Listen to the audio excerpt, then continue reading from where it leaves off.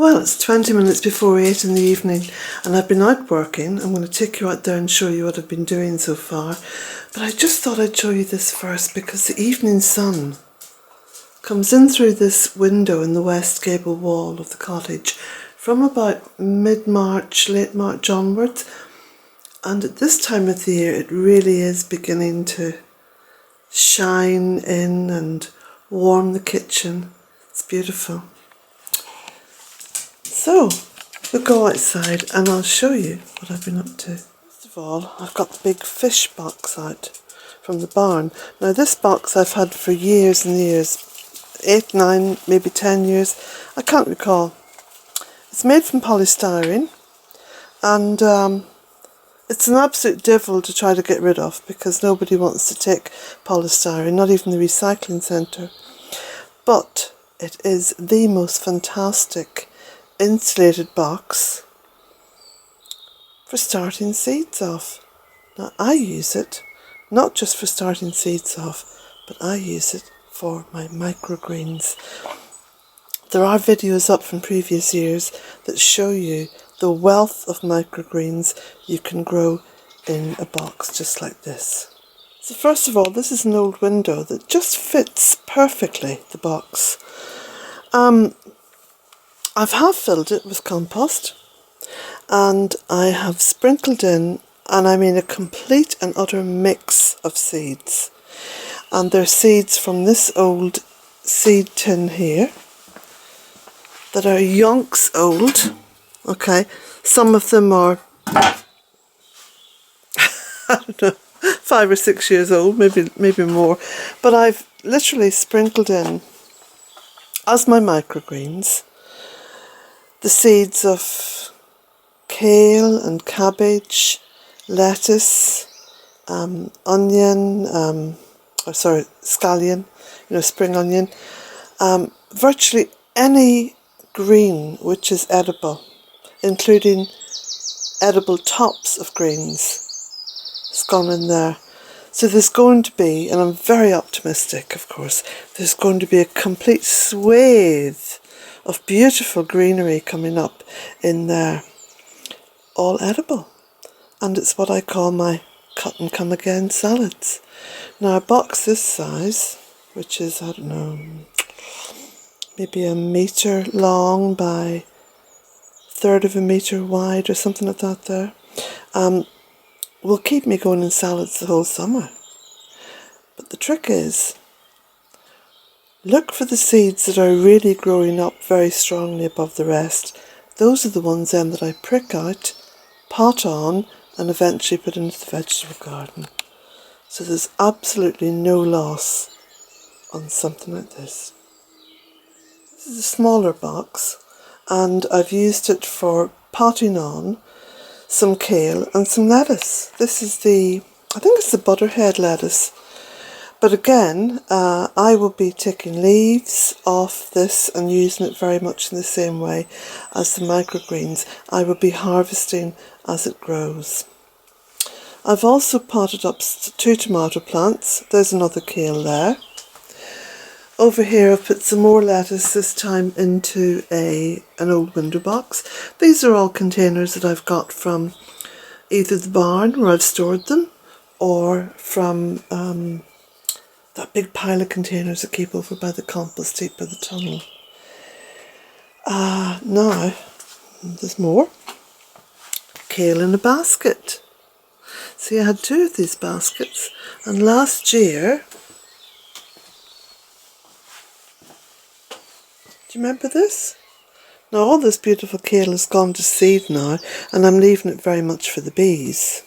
And I might even get some nice seed off it, because this has been extraordinary kale, and it's just grown and just kept on giving.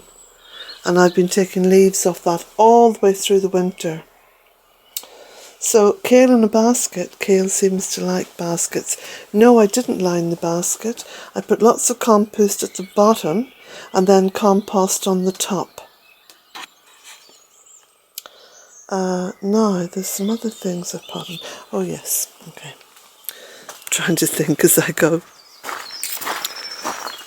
I've done 2 boxes, 2 hanging baskets of strawberries, and again these are old containers I've had for years.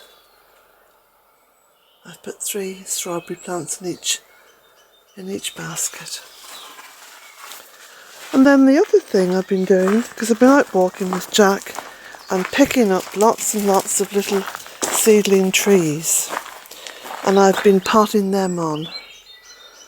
So I've got some green beech and sycamore and some hazel over there, green beech and sycamore. So fast growing, lovely native trees, and they were all for free because they were growing up in a forest where they're just not going to survive, you know. And then up here on the top of the barrel, I've taken these up from my own driveway, and these are in tins that I've put holes in the bottom. So I think, well, this is a sycamore definitely, and this is either a sycamore or a field maple, not too sure. This I think is a red currant, and this could be a black currant, slightly darker leaves. Again, won't be totally sure until they grow a bit more, but they do well in these tins. Someone did say about putting a container of water up on top of here for the birds, but I have containers of water all over the land, starting with just outside my back door here for birds. And of course there is a stream and a huge pond running through the land. So, I've been busy. Friday morning, and I may upload this video today, even though it's hot on the heels of the previous one. Apparently, you're supposed to leave a big gap between videos in order to get the most likes. But I can't be bothered with all that. So, these have successfully stored overnight. I did put an old sort of a very thin cotton curtain draped from the top of the bench down over and right down to there. I didn't bother covering the kale because that's quite hardy, but I want to show you what I'm up to at the moment. Now this is another box I've got out of the barn which I'm going to line and plant. I've started planting peas. Now these are peas that have been grown on to, you know, a sort of a more or less ready to be put in the earth sort of level, and these have been planted in a closed pot because peas don't have a very demanding root system in terms of, you know, vigour and length and whatever. They will grow quite well in a pot as long as they're kept watered and fed. So this pot is closed, it's got a closed bottom, and I've put the peas sort of in the middle but equally spaced out, so there's 3 little clumps of peas in there. Then I've used this, which of course is all the cuttings that I took off the green beech trees, and they are absolutely perfect for something like this because there's lots of little branches, there's lots of little bits of branch that the peas can cling to and be supported with. I've put the peas more or less in the kind of circular middle, and then I've put the branches in afterwards along the outside, and I've put a little bit of cotton twine, or not cotton twine but twine, biodegradable twine in there, and yeah, I think that's good to go. So that's going to be borrowed over to the vegetable garden.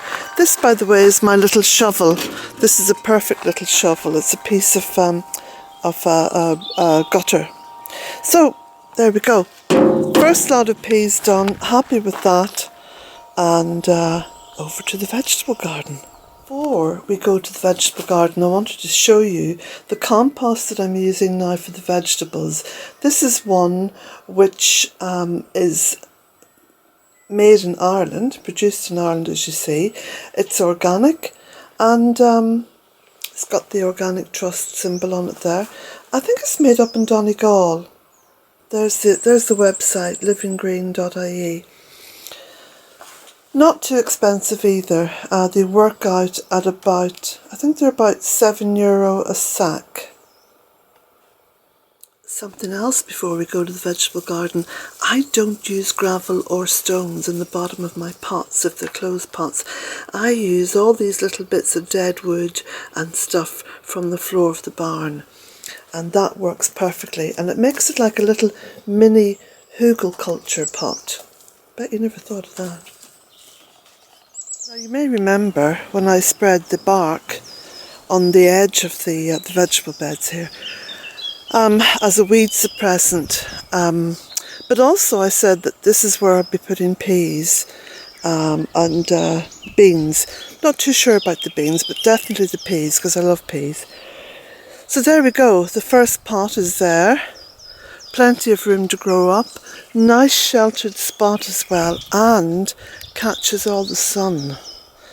So that's the first pot. Now I've got another pot here which I'm going to take over and do next. You can see all the herbs are coming on a treat. Flat parsley was knocked back a little bit, but it's coming on beautifully now. And the curly parsley, I'm going to start harvesting that soon. Lemon balm. The chamomile really has come back on, because that was looking a bit devastated when I first put it in. And the mint, of course, is confined to barracks. Pots, in other words.